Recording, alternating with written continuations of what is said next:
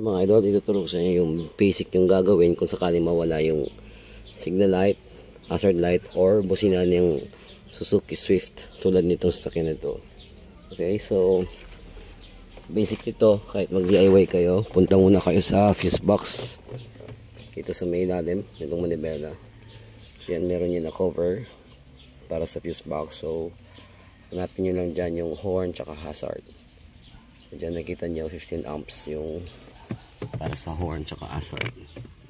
So eto, yan. So titingnan nyo dyan sa ilalim kung alin yan natin dito. So 1, 2, 3 1, 2, 3, pangatlo sa baba. Okay, so ayan, ito yung fuse box. So 1, 2, 3. Okay, so ito yung fuse ng hazard tsaka horn, pati yung signal light. So pag putok yan, hindi gagana yung hazard tsaka yung busina.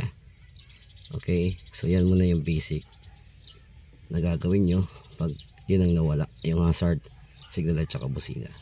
Okay, so sana makatulong yan sa inyo.